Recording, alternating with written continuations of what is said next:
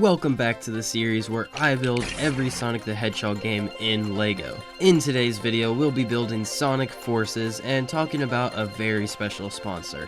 Let's get started. Sonic Forces came out in 2017 to very mixed reviews, to the point that I passed on purchasing it and completely forgot about it until now. This game does something different. Rather than focusing on the titular hedgehog, it allows you to create your own character to play through the game as.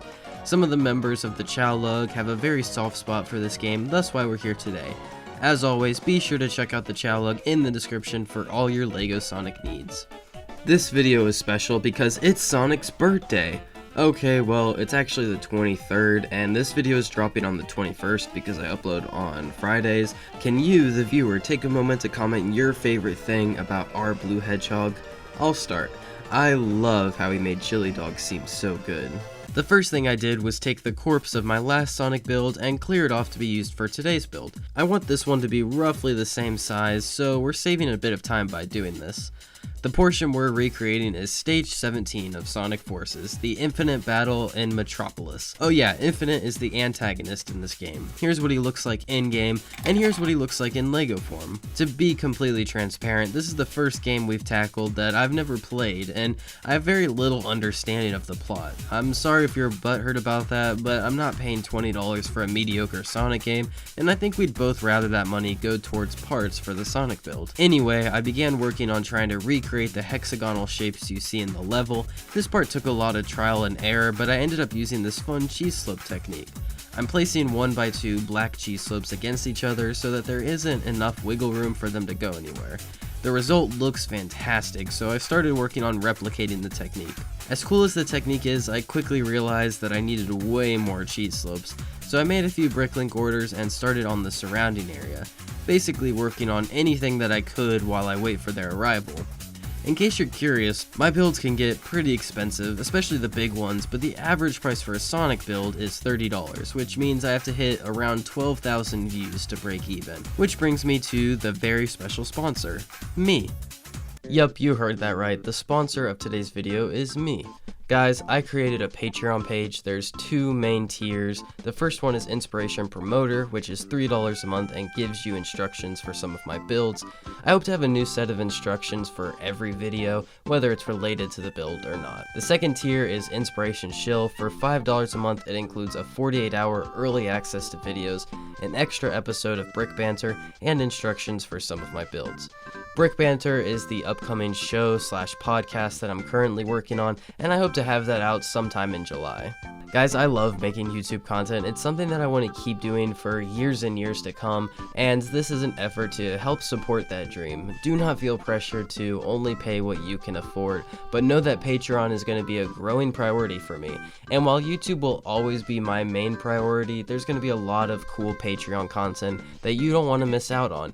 So go to the description below and check out the perks, and if you're interested, it's there.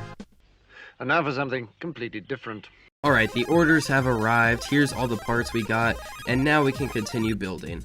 I bought a lot of modified 1x1 bricks and 1x1 red transparent plates, and I'll be using those to recreate Infinite's ability during this level. And honestly, I think this looks really sick, way better than I could have hoped. With a loaded barrel of cheese slopes, I began finishing the right side of the platform.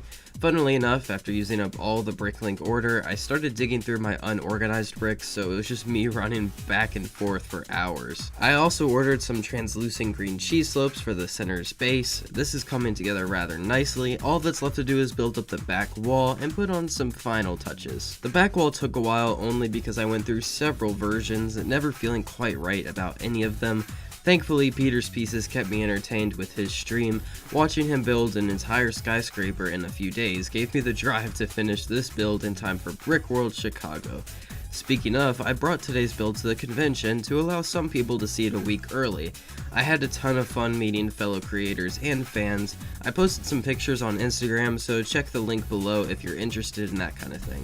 I learned a lot from the convention, and I have some cool ideas for future content. Knowing that, let's not dilly-dally and cut to the final showcase of the build. I like how this build came together. The white industrial feel looks fantastic. Of course, my favorite part is the cheese slope floor. It looks so cool, and the translucent green slopes add a lot to the overall aesthetic.